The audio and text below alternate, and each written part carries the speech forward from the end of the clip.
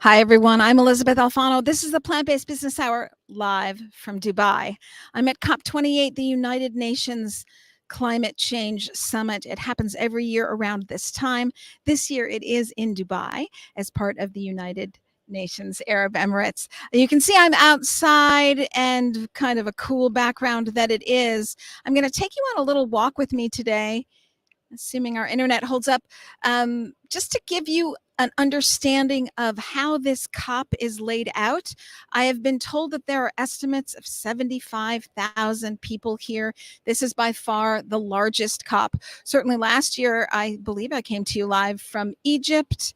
I did do a plant-based business hour then, and that was quite chaotic in Sharm el-Sheikh, but nothing compared to this, although extremely well organized and well laid out. It is enormous. So not only are there the normal world leaders that one would expect in negotiations in the blue zone, and there are, you can see behind me all the people, and there are pavilions, which are, it's a COP word basically for booths of pavilions from around the world, representing countries, representing NGOs, representing themes. I've been to university booths, universities for climate change, these kinds of booths, as well as Pro-Veg International, which is where I'm spending the majority of my time, as well as the Food Systems booth and the Woodwell Climate Research Foundation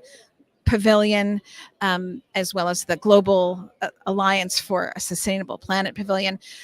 You probably get the understanding of how many pavilions there are here.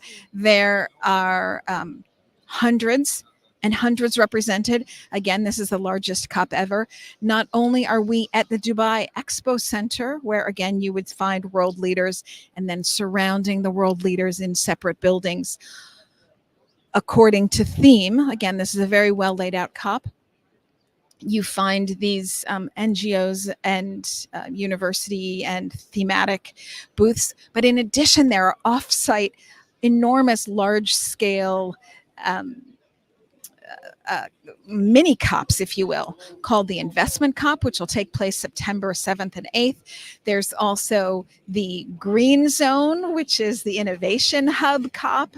And then there's another offsite climate action summit, I believe. There's so many. Honestly, I'm still getting the lay of the land here at COP. The sun is finally going down a little bit, so even though I still need my sunglasses, I apologize for that. But so you're seeing people thin out a little bit, although you can see behind me still quite a lot of people here.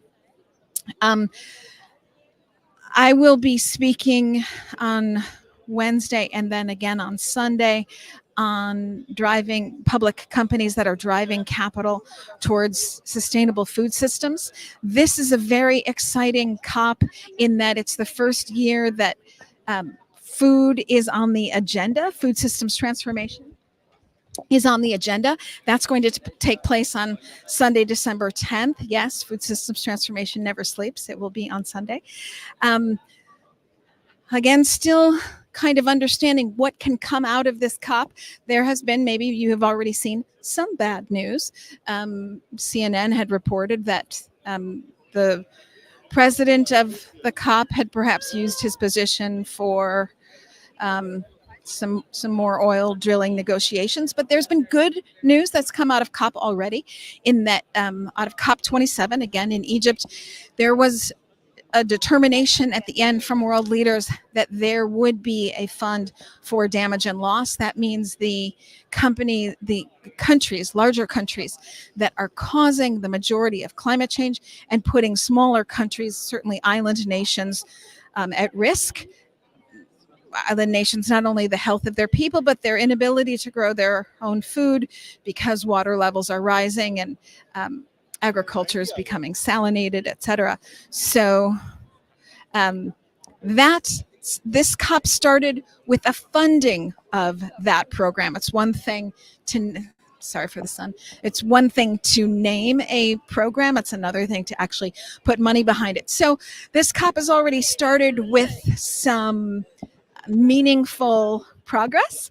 And we are all waiting to see what happens on Sunday for food systems transformation, what kind of recognition that will really get from world leaders. Ultimately, it is they and they only who are responsible for making any real policy.